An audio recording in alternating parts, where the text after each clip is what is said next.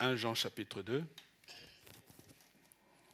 Pas 1 Jean, le livre de Jean chapitre 2, pardon. Jean, l'évangile de Jean au chapitre 2.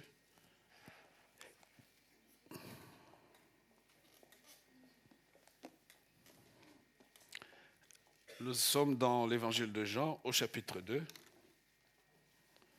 Je voudrais que ce message soit une forme de préparation pour la Pentecôte.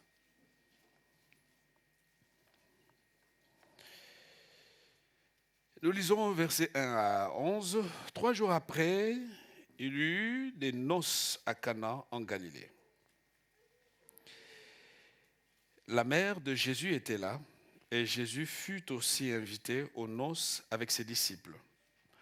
Le vin ayant manqué, la mère de Jésus lui dit, « Ils n'ont plus de vin. » Jésus lui répondit, « Femme, qu'y a-t-il entre moi et toi? Mon heure n'est pas encore venue. » Sa mère dit au serviteur, « Faites ce qu'il vous dira. » Or, il y avait là 6 vases de pierre destinés aux purifications des Juifs et contenant chacun 2 ou 3 mesures. Jésus leur dit, « Remplissez d'eau ces vases. » Et ils les remplirent jusqu'au bord. « Puisez maintenant, leur dit-il, et portez-en à l'ordonnateur du repas. » Et ils en portèrent.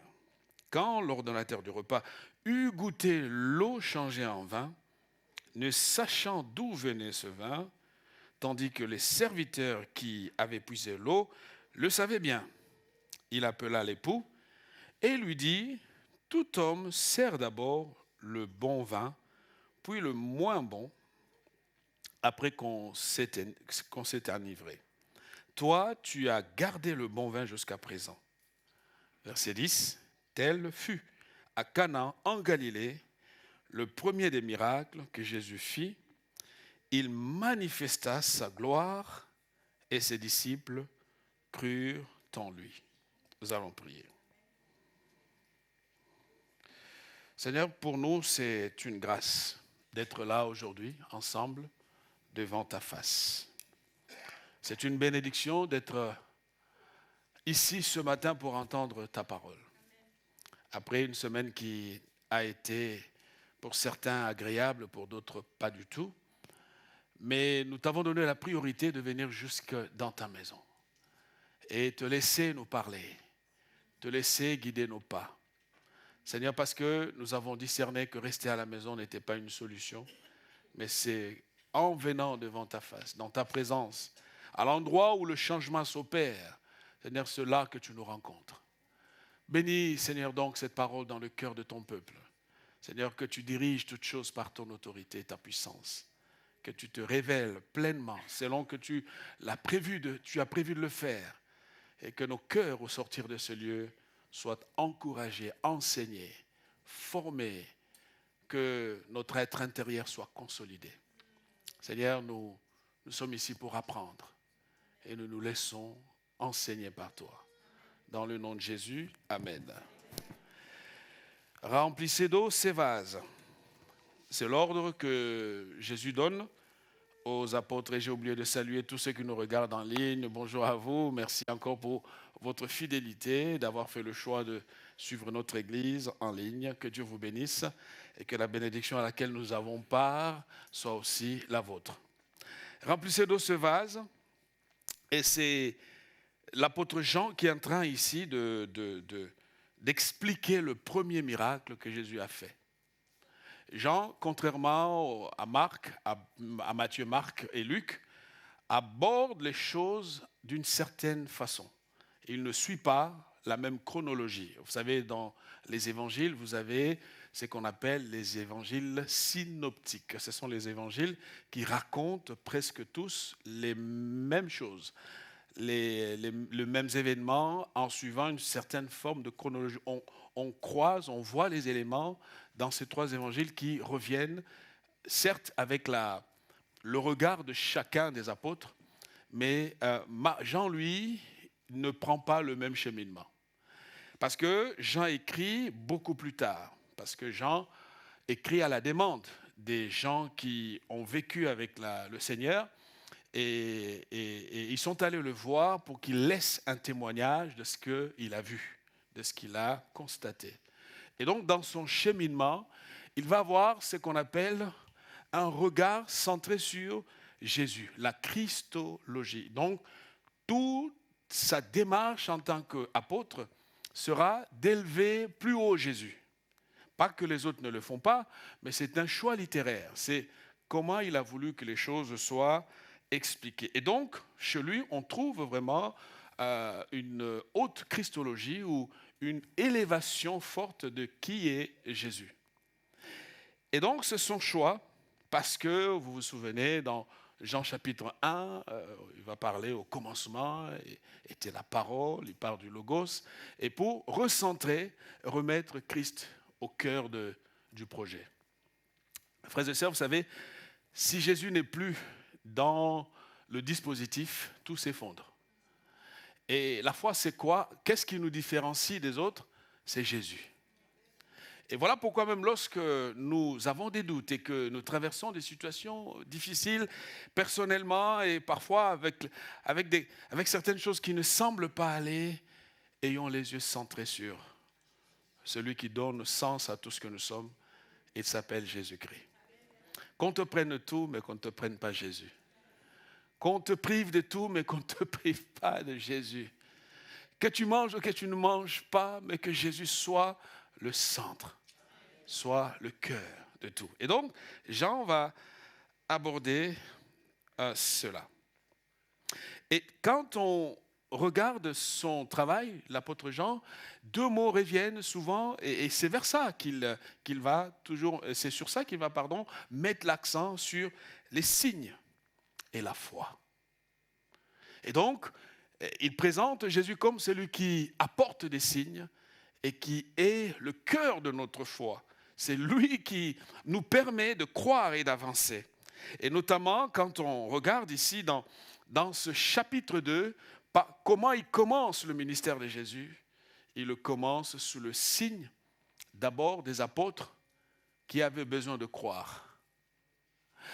C'est peut-être là qu'en tant qu'Église, nous avons besoin de ne pas être trop catégorique, de ne pas être trop strict, de ne pas être des justiciers de Dieu. On a les apôtres qui ont déjà été choisis, qui ont déjà été appelés, mais qui ne croyaient pas encore en Jésus. Comment expliquer cela? Jésus fait ce miracle pas pour les mariés. Le verset 11 donne la réponse, nous l'avons lu. Jésus ne fait pas ce miracle pour convaincre les mariés. Il ne le fait pas pour sa mère. Il le fait pour que ses apôtres, ses disciples fassent quoi? Mais lisez le verset 11. Jean nous donne la clé de lecture, l'explication. Tel fut à Canaan, verset 11, nous lisons, tel fut à Canaan, en Galilée, le premier des miracles que fit Jésus. Il donne l'explication, il dit, Jésus manifesta sa gloire et ses disciples crurent en lui. On voit la progression. Vous savez, on est dans l'église. On n'a pas tous le même niveau. Il y a des jeunes qui arrivent. Certains d'entre nous qui luttent contre certaines addictions et certains problèmes. L'Église a besoin d'un regard de compassion, de tolérance, d'acceptation, pas tolérance du péché, mais tolérance de comprendre que la progression n'est pas la même pour tout le monde. Ils étaient déjà appelés, choisis, qualifiés pour cela, mais ils ne croyaient pas encore. Et Jésus, pour leur enseigner, il va faire ce miracle. Il fait un miracle pour ses apôtres, pour ceux qui allaient à leur tour être porteurs de ce message, porteurs de la bonne nouvelle. Quand l'Église ne comprend pas, elle peut jouer le jeu de l'ennemi. Parce que l'Église est la porte ouverte qui attire et non le lieu qui chasse. Amen. L'Église est comme un hôpital. Les médecins nous enseignent beaucoup de choses. Ils prennent d'abord le patient, ils le soignent d'abord, et puis les autres considérations, on verra après. Et si nous sommes en France, que Dieu soit loué. En France, même si je n'ai pas d'argent, on va d'abord me soigner. Que Dieu bénisse la France. Je répète, que Dieu bénisse la France. Et tu dois bénir la France. Et donc, Jésus amène ses apôtres dans un cheminement avec l'intention de leur faire comprendre que Christ entre dans nos réalités pour les transformer. Et donc ce récit va être un moyen par lequel, ou ce miracle va être un moyen par lequel les apôtres vont se rendre compte que celui pour qui ils ont fait le choix, celui qu'ils ont choisi de suivre et de servir, est le Dieu des signes et le Dieu des miracles. Ah, vous savez, si, je l'ai dit au début, si vous retirez Christ du dispositif, tout s'effondre. Si vous faites le choix de vivre une foi chrétienne qui ne croit pas aux miracles, qui ne croit pas aux signes, vous prenez une très mauvaise direction. Raison pour laquelle plusieurs ont fait ce choix et progressivement, ils se sont refroidis. Ils ont cru que Dieu n'était plus capable d'agir. J'aimerais te dire ce matin que le Dieu que nous prions est capable. Dieu est capable. Dieu est capable, même devant une situation qui devient totalement figée, où il n'y a plus de solution.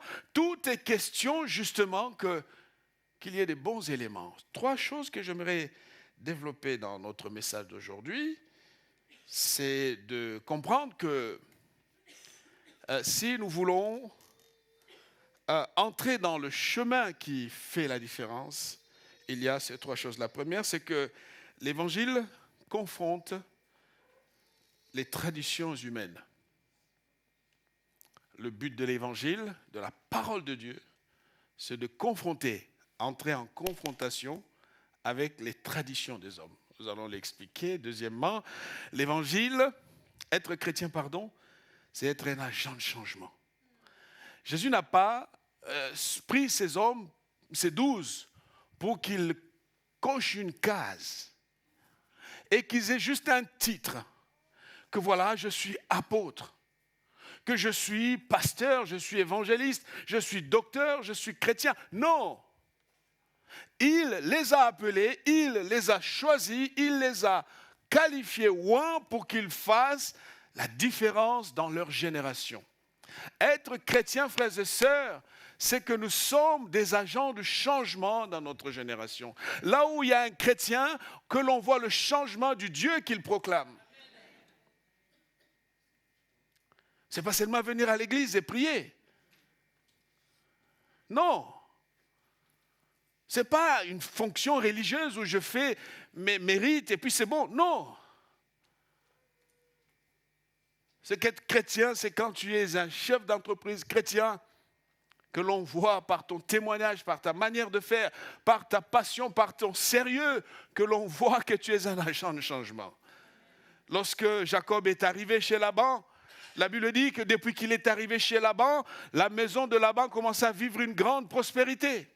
Parce que le Dieu qui est en nous, celui que nous adorons, nous servons, à quel que soit l'endroit où nous sommes, nous éclairons notre environnement. Avec la grâce, la puissance de Dieu, la faveur de Dieu. Ah, la Bible dit 1000 tomberont à ton côté, 10 000 à ta droite, tu ne seras pas atteint, parce que partout où nous allons, nous sommes lumière du monde, celle de la terre. Un chrétien, c'est un agent de changement. Frères et sœurs, ne réduisons pas Dieu à une fonction cultuelle, religieuse. On a fait des églises comme des clubs, des copains. On se sent bien entre nous. Si c'est ça l'église, je n'ai pas envie de venir dans cette église-là. Moi, l'église, la vraie, elle est dehors. De l'impact que nous avons au quotidien auprès des gens qui ont besoin de Jésus. Des enfants qui ont besoin de Jésus. Les gens comme les mères Teresa ont marqué l'histoire. Va dire tout ce que tu veux, elle a marqué l'histoire. Elle a été un don pour la communauté humaine. Toi, continue à parler en langue, ce n'est pas grave. Tu iras seul au ciel. Mais elle a un témoignage glorieux. Frères et sœurs, que nos vies ne s'arrêtent pas comme ça. Avant de mourir, avant de partir, laissons les traces d'un Dieu que nous servons, d'un Dieu que nous adorons. Être chrétien, c'est être un agent de changement. Joseph arrive chez Pharaon et il y a la différence. Daniel arrive chez le roi des Mèdes et des Perses. Et il y a la différence. Qu'est-ce qui fait la différence? Le Dieu que nous portons. À vrai dire, nous ne sommes rien. Nous sommes comme tout le monde. C'est le Dieu qui habite en nous. C'est la lumière qui éclaire notre âme, qui change notre caractère. D'un être égoïste, nous devenons un homme généreux, une femme généreuse. De quelqu'un de caractériel, la lumière éclaire. Troisième chose qu'on va voir, c'est que la croissance dépend de la place qu'occupe la parole de Dieu dans ta vie. Ce n'est pas l'Église qui va changer quoi que ce soit. Ce n'est pas un prédicateur qui, de toute façon, tu ne l'écoutes que quelques minutes. Même dans ces 50 minutes du prêche, tu retiens grosso modo entre 10 et 15 minutes. C'est prouvé scientifiquement. Ce qui va faire la différence, c'est la parole de Dieu. Quelle place cette parole occupe dans ta vie? Si tu ne mets pas en place une discipline et une rigueur, si tu n'exprimes pas ta faim, ta soif de Dieu, on peut tout faire. On peut créer l'émotion. Et en fait, le danger aujourd'hui, c'est que avec les technologies nouvelles et les façons d'animer les gens, on offre de l'ambiance aux gens. Hein. Une bonne climatisation, des lumières, un peu de fumée, vous voyez, sur l'estrade. Je ne suis pas contre cela, je ne vais pas critiquer parce qu'on n'en a pas. Hein. Comprenez-moi bien. Mais je fréquente tellement des amis aux États-Unis et ailleurs, des méga-churches, et je peux voir comment ces méga-churches se vident. Des bâtiments d'église qui sont revendus pour les commerçants. Pourquoi? Parce qu'au lieu de mettre au cœur, au centre la parole, on a fabriqué des émotions. On crée une ambiance. Vous savez, pour facilement manipuler les gens, on crée l'ambiance. On met les éléments de langage, du haut de l'estrade, de communication, et on vous embobine. Et comme certains qui ne sont pas fondés sur la parole, ils vont dans l'idolâtrie du pasteur. Ah, il parle bien, il est formidable. Ah. Qu'est-ce que ça t'apporte? Et si demain ce pasteur mourait? Je te rappelle que ce n'est qu'un homme, un être humain. S'il mourait, que deviendras-tu?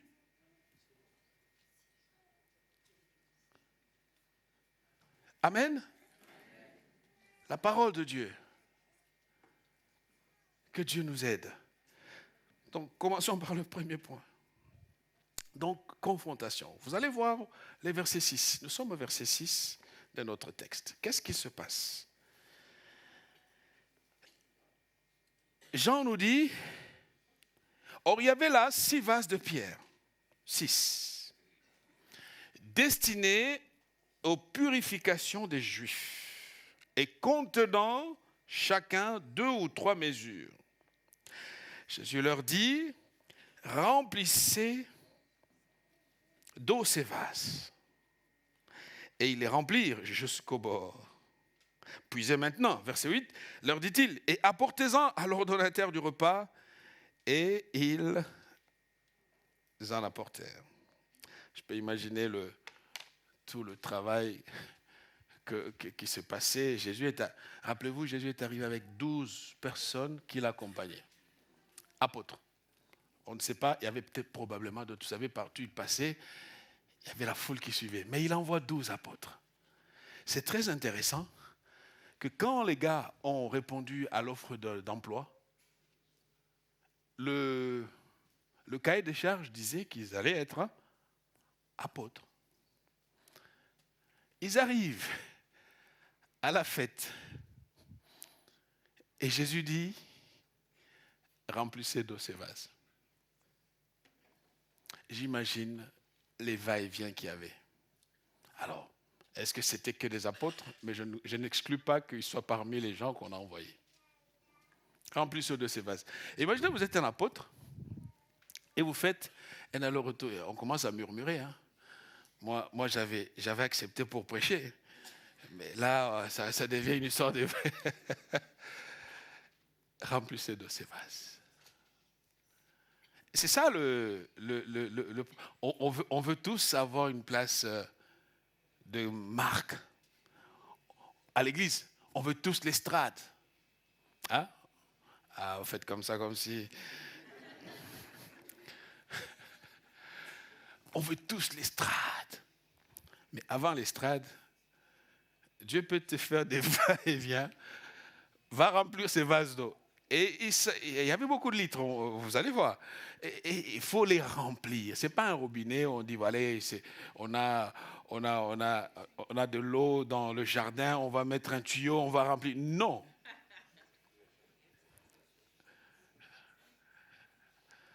Amen. Que Dieu nous aide. Parce que, à cause de l'orgueil et du désir de vouloir être rapidement, beaucoup ont cassé ce que Dieu avait prévu pour eux. Il y a des moments où tu dois accepter les fonctions les plus simples. Parce qu'au fait, on confie des grandes responsabilités à celui qui est fidèle dans les petites responsabilités. Et si pour toi, c'est juste la visibilité qui importe, n'oublie pas que ceux qui vont te donner cette visibilité-là t'observent. Et ils observent ton caractère. Et ils observent ta manière d'être. Sois au service. Avant d'être affiché, avant de voir, d'être sur l'estrade, avant d'avoir les lumières de l'estrade, il y a d'abord l'obscurité où on prie à genoux, où on travaille, même si on ne voit pas nos efforts, mais le Seigneur qui voit et guidera les pas, justement. Le génie de l'homme, c'est de créer des traditions. Et nous sommes tous des traditionnalistes. Il y avait ces vases qui étaient là, avec pour fonction de servir à la purification. Et on va voir que la démarche de Jésus était très intéressante. Jésus arrive et commence par ce qui était habituel, ce que les gens connaissaient. Vous savez, aujourd'hui, nous sommes tellement allergiques. Donc, dès qu'il y a quelque chose qui change, on est irrité. Ouais, pourquoi il a fait ça? Pourquoi? De quel droit? Qu'est-ce qu'il veut montrer? Église, si nous ne comprenons pas quelque chose, prions pour la chose. Intercédons. Ça, c'est la voie de la sagesse. Je vais vous dire une chose.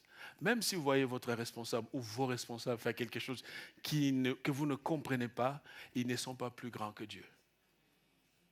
Amen. Priez pour eux. Hein, c'est dur, hein? Prie pour ça. Tu es en désaccord, tu ne comprends pas, amène ça devant Dieu. Amène ça devant Dieu. Dieu, lui, il est capable. il parlera à ces gens-là. Si pour continuer, Dieu peut les arrêter. Ça a été la voie, le choix de David. Lorsque Saoul faisait certaines choses qui ne convenaient, David a dit, l'Éternel s'en occupera. Et donc, nous sommes tous des traditionalistes. Alors nous oublions que le Seigneur vient pour impulser, pour lancer, pour démarrer un mouvement. Et donc le changement était nécessaire ce jour-là. Pourquoi? Parce qu'il n'y a pas de pertinence dans le statu quo. Il n'y a pas de pertinence dans le statu quo. Ces vases qui étaient destinés à la purification ont rencontré le roi des gloires qui avait une autre destinée pour ces vases. Il n'y a pas de changement, il n'y a pas de progrès. En tant qu'Église, nous n'avancerons pas si nous nous campons, nous sommes figés. À certains points, je n'aimerais pas que cette chaise change de place. À moi, c'est cette couleur qui me plaît. Il n'y a pas de pertinence dans le statu quo. Ce qui compte, c'est la pertinence de l'Église. Et la pertinence de l'Église, nous pouvons la quantifier par tout ce que Dieu fait en son sein. Les gens qui viennent, qui sont restaurés, qui sont guéris, qui sont convertis, qui sont baptisés, des gens qui aiment Dieu, il y a des mariages, c'est ça la vie. On aurait pu rappeler à Jésus, mais où est-ce que tu veux aller avec ces vases? Mais tu es le Seigneur, crée-en, parle, le ciel s'ouvrira. Jésus n'a pas voulu créer une chose nouvelle. Il est parti à partir de ce qu'ils avaient déjà en place. Livry-Gargan, Dieu veut nous amener plus loin, mais le point de départ, c'est d'abord nous. Ce que nous sommes, ce que nous avons. C'est par là que Dieu va faire commencer quelque chose. Vous savez, il n'y a pas de statut, il n'y a pas de pertinence dans le statu quo. On est là, arc-bouté, autour de quelque chose. Ça a toujours été comme ça. Non. Ces vases ont une nouvelle destination. Et donc, on va les remplir d'eau. L'eau, le symbole de l'esprit, l'eau, le symbole de la parole. Dieu est sur le point de faire quelque chose de nouveau. Parce que ce qu'il veut, c'est le bien de l'Église, le bien de nos familles, le bien de nos vies, de nos ministères et services. Et si les traditions humaines ne confondent pas, ne sont pas aux prises avec la parole de Dieu, il n'y aura pas de mouvement. Et on le sait très bien, la mélodie que nous écoutons, les cordes souffrent pour qu'il y ait une mélodie.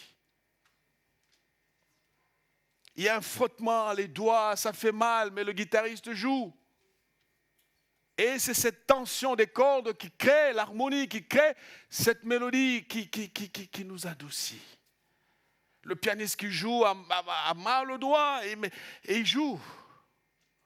Frères et sœurs, apprenons à laisser Dieu accomplir son œuvre. Même si cela ne nous plaît pas, même si cela nous dérange, si chacun de nous ici campait sur ses convictions, nous n'avancerons pas. Parce qu'autant de personnes, autant de points de vue. Que Dieu nous aide et qu'il nous accorde sa grâce. Un jour, ce sont les pharisiens, les scribes. Nous sommes dans Luc chapitre 5, versets 33 à 36.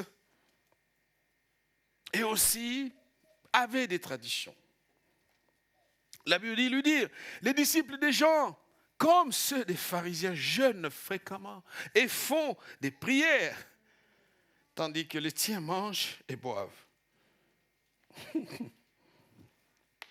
C'est ça le problème. On a vu les disciples de Jean, on a vu les pharisiens, ils jeûnent fréquemment. Mais toi, les tiens font que manger et boire. Est-ce que vous savez que le manger et le boire, c'est spirituel? Bon, je change de côté. Manger et boire, c'est spirituel aussi. Si tu savais le nombre de vies que tu peux influencer, que tu pouvais influencer en invitant chez toi à ta table. Amen. À ta table. Tu verras que tu auras un pouvoir. Invite. Invite les frères et sœurs, pas que eux. Invite des voisins. Bon, je crois que les invitations vont pleuvoir bientôt. Et ils répondirent, pouvez-vous faire jeûner les amis de l'époux pendant que l'époux est avec eux? Les jours viendront où l'époux leur sera enlevé, alors ils jeûneront en ce jour-là. Il leur dit aussi une parabole, personne ne déchire un habit neuf. Personne ne déchire d'un habit neuf un morceau pour le mettre à un vieil habit. Car il déchire l'habit neuf et le morceau qu'il en a pris n'est pas assorti au vieux. Donc Jésus rappelle qu'il va falloir évoluer. On se souvient de l'incapacité du jeune homme riche à accepter la confrontation. Vous savez, lorsque la parole te dérange, c'est que la parole t'aime.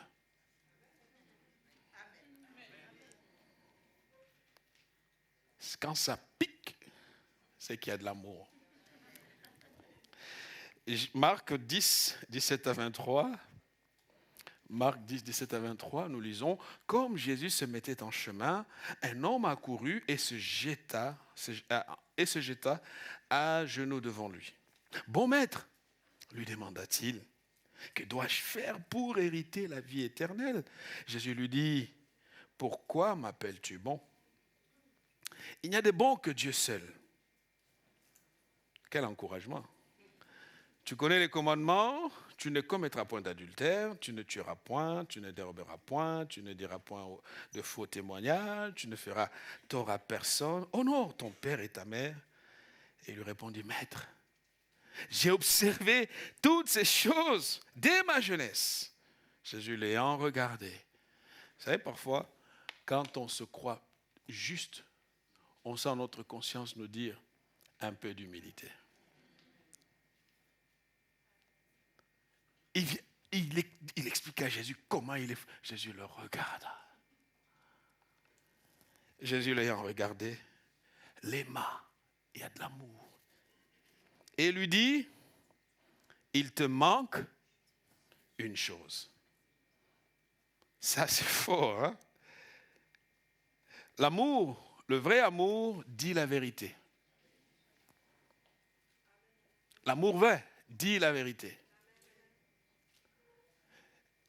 Il le regarda et lui dit, il te manque une chose, va, vends tout ce que tu as, donne-les aux pauvres, et tu auras un trésor dans le ciel, puis viens et suis-moi. Et on sait la suite. Verset 22, mais affligé de cette parole, cet homme s'en alla, tout triste, car il avait des grands biens. Jésus regardant autour de lui et dit à ses disciples, qu'il sera difficile, ce n'est pas qu'il sera impossible. On me raconte l'histoire d'une église où j'ai été pasteur dans Paris, une des églises anciennes de notre mouvement. Il y avait une femme qui venait là, elle était d'origine juive, son mari était très riche. C'était une famille, d'après le témoignage des anciens, qui avait pas mal de millions, si ce n'est des milliards.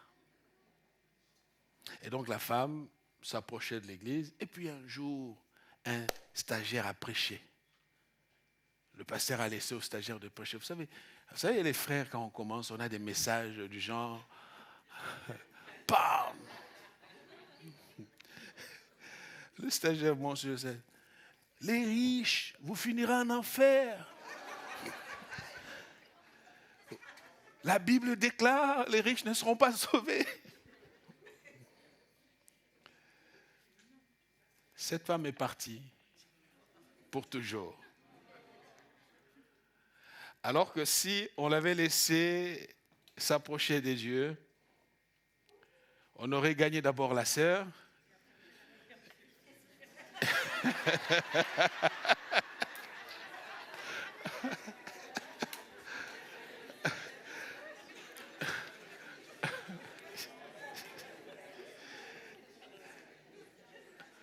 Vous m'avez compris, hein?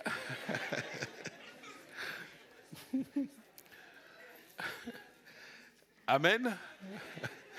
Bon, allez, on passe. Deuxième point. Deuxième point, le chrétien est un agent de changement.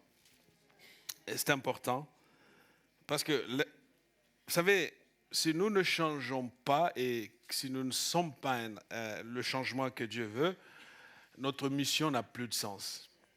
C'est ce que Jésus dit dans l'évangile de Matthieu, au chapitre 5, versets 13 à 14. Vous êtes le sel de la terre. Il faut comprendre la scène, on le voit même dans des films, et pas que les films ont vu. Non, mais Jésus est là, il monte sur la montagne, et il y avait une foule des pauvres, des gens qui s'approchaient de lui. Et puis le cercle est rapproché, il y avait des apôtres, et il regarde vers ces gens, il dit, c'est vous. Parce que ces gens qui se méprisaient, qui se voyaient, qui pensaient qu'ils n'avaient aucune utilité, qui peut-être renvoyaient tout aux grands prêtres, aux gens célèbres. Jésus dit, c'est vous. C'est vous qui êtes le sel de la terre. Mais le sel, si le sel perd sa saveur, avec quoi la lui rendra-t-on? Il ne sert qu'à être jeté dehors et foulé aux pieds par les hommes. Et verset 14, il dit, vous êtes la lumière du monde. Ce n'est pas futur, c'est présent. Vous êtes. N'attends plus quelqu'un d'autre qui va éclairer ce monde.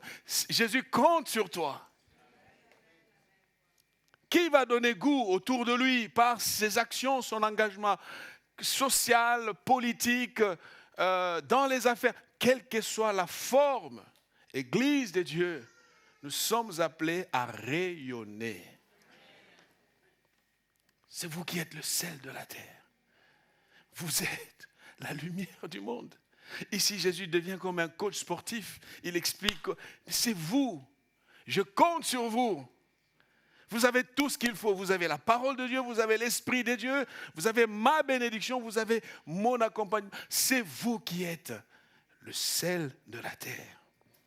Vous êtes la lumière du monde.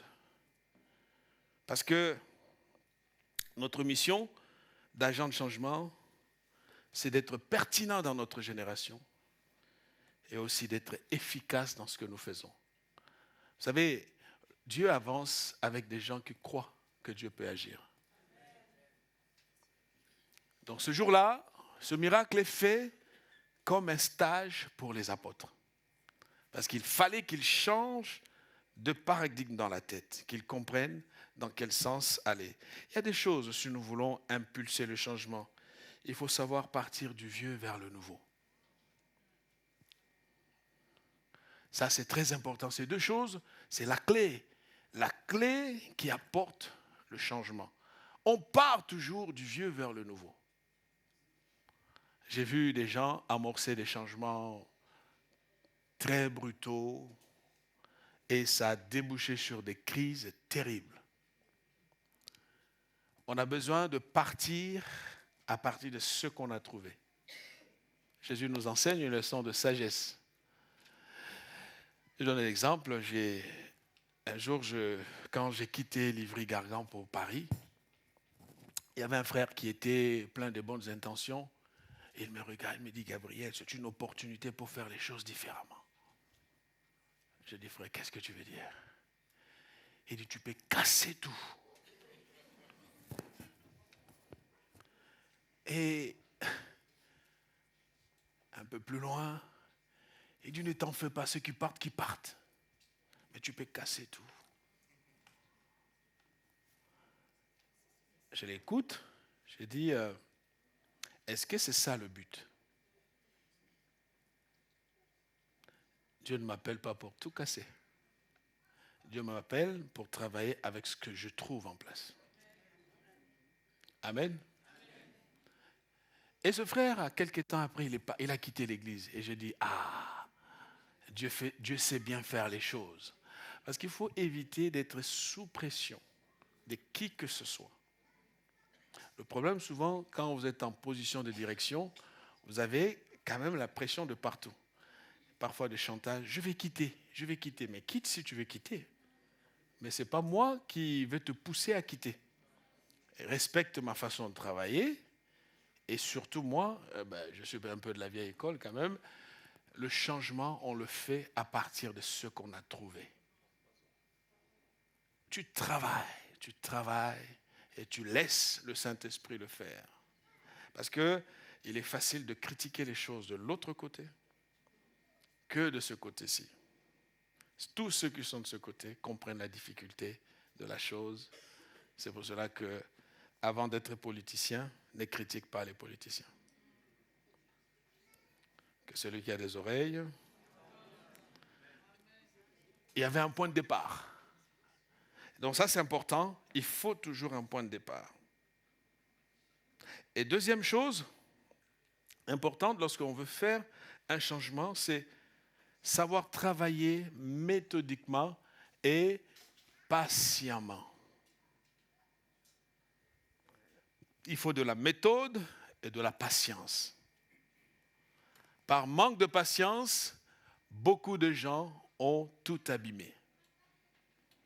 Ils se croient tout-puissants, que l'histoire du fils de Salomon nous enseigne. Son père a travaillé, construit, a laissé un empire impressionnant, un royaume prestigieux. La mort, comme c'est le rendez-vous de toute personne, le père va mourir. Et il a bien fait, il a désigné son successeur. Le successeur arrive. Ce fils s'appelle Roboam. Et lui, il avait une autre stratégie. Tous les anciens là, ils vont voir. Il va les écouter, il parle. Les anciens lui disent, écoute, tu peux régner plus longtemps que ton père. Voici seulement les points d'observation. Ici, fais comme ça, ici, sois attentif. Il part voir ses copains. Quand il quitte les anciens, il va voir ses copains. Allez les gars, c'est notre tour maintenant. Et ses copains lui donnent une autre stratégie. Tu vois ces vieux-là? Il faut les traiter comme ça. Maintenant, le pouvoir, c'est moi, comme quelqu'un disait. Et la suite, c'est que par sa folie, il va perdre 90%. Parce que durant son règne, le royaume se divise. 10 tribus partent. C'est comme une église de 100 personnes, 80 personnes s'en vont. Et il reste avec 2 tribus seulement. Et c'est là que la misère commence pour lui. Frères et sœurs, en toute chose, il faut de la méthode. La méthode n'exclut pas la direction de l'esprit. La méthode n'est pas un manque de volonté. Jésus a observé, nous l'avons lu au verset 6, et dans son observation, il a regardé et il a vu qu'il y avait 6 vases. Et ces vases étaient destinés à un usage approprié. Et Jésus dit, avec ces vases, je peux faire quelque chose de nouveau. La patience. Vous savez, le 6, c'est le chiffre de l'homme. L'homme est créé le 6e jour. Et lorsqu'on travaille au salut de l'homme, il faut savoir que la matière est délicate. Parce qu'on n'a pas tous la même histoire. On n'a pas tous le même vécu. Il y a des vies plus brisées que d'autres. Il y a des gens, juste vous parlez un tout petit peu comme ça, vous grattez juste légèrement et vous voyez que c'est chaud. Alors, sors un peu de tes convictions figées, sois dans la méthode et sois patient. Un peu de patience. Il faut de la patience. Il faut de la persévérance. Il faut de la... Et la patience de Jésus a été prouvée. Sa mère vient le voir. Ils n'ont plus de vin. On a vu sa réponse. Et des femmes, qu'y a-t-il entre toi et moi? Mon heure n'est pas encore venue. Frères et sœurs, quand l'heure de chacun arrive, Dieu honore sa promesse. Dieu le fera en son temps. On est tellement pressé, on veut tout de suite. Oh. Je vous ai déjà dit, quand j'étais assis sur le banc, je faisais mon stage ici, il y a des trucs que j'ai trouvés, François ne fait pas ci, François ne fait pas... Mais quand j'arrive à la fonction, je dis, ok. Ah ben je l'ai aimé plus qu'avant. Et j'ai commencé à prier pour lui. Je me suis rapproché de lui davantage. J'ai dit, ok, il y a des moments où en fait, on parle. Il y a des moments où on doit faire. Et là, c'est la nuit et le jour. C'est deux mondes aux antipodes. C'est terrible. Patience. Jésus n'a pas cédé à la pression de sa maman. C'est sa maman qui lui parle. Hein? Et vous savez, les garçons et leur maman, et des femmes. D'une autre façon, quand vous êtes aux côtés de quelqu'un qui décide, arrêtez de lui mettre la pression. Faites des propositions, donnez des conseils. Là, il sera plus attentif à ce que vous dites qu'à la pression. Il y a des profils de personnalité, dès qu'il y a une pression et un chantage, la personne se braque. Ça ne passe plus. Parce qu'au final, c'est quoi? Toi, tu vas rentrer. Et cette personne a des comptes à rendre au Créateur qui l'a placé à tel endroit. Et je n'aimerais pas qu'au dernier jour, que le Seigneur te dise ici, parce que celui-là était à côté de toi, que tu as fait ci. Non. Amen. La quantité de litres ce jour-là était entre 500 et 600 litres de vin. Entre 500 et 600 litres de vin. Cela, imaginez le mouvement des serviteurs. Vous savez, parfois le miracle arrive après la persévérance. Un va-et-vient répétitif. Il faut remplir. Il faut remplir. Ouais, mais allez, je t'imagine toi à la place. Oui, mais allez, allons-y vite, le Seigneur. Toi, tu peux dire juste une chose. Et puis, Jésus, non. Il dit, faites le mouvement. Continuons à travailler. Notre miracle, et vous savez, Jésus n'a même pas prié. C'est intéressant. Hein? Il leur a dit, remplissez d'eau ces vases. Quand ils l'ont fini, il a dit, emmenez-les, apportez-les à l'ordonnateur. Vous avez vu une prière là? Il y a des miracles qui arriveront après du travail. Nous travaillons. Et dans ce travail, petit à petit, on est en train de voir la main de Dieu continuer à faire. Et on sera surpris de voir, mais le Seigneur a fait des grandes choses. Amen. Troisième chose, je passe vite. Je dois passer vite.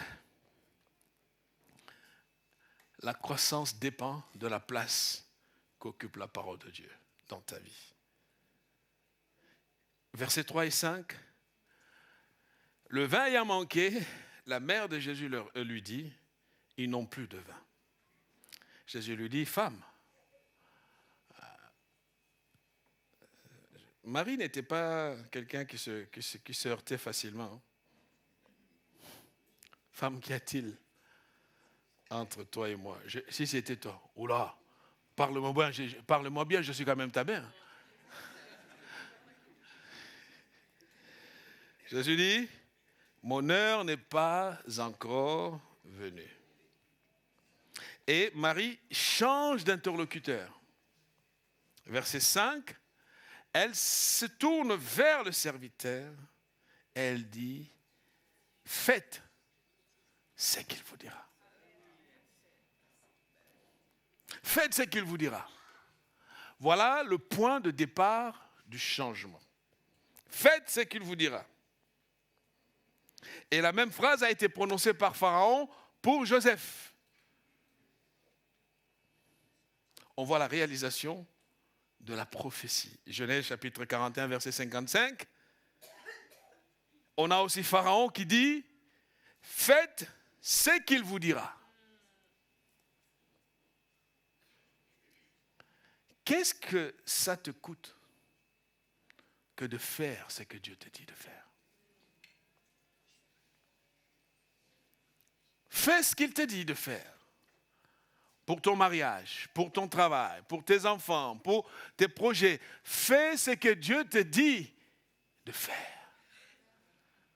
Oh, imaginons que là, les disciples, les serviteurs se disent, ouais, mais attends, mais nous, on est des experts. Depuis quand vous avez vu du vin dans des vases? Jésus était venu pour des miracles qui vont marquer la conscience. Il ne voulait pas leur apporter des 2-3 litres. Son projet était de leur donner 600 litres de vin. Fais ce qu'il te dit de faire. C'est l'obéissance. C'est la mise en pratique de la parole de Dieu. C'est l'écoute de sa volonté. Parce que beaucoup de gens continuent à utiliser des mauvais véhicules. Vous savez, je sais que ta voiture est bien, même si elle est une BMW ou une Mercedes, mais je regrette, ta voiture ne peut pas t'amener en Australie.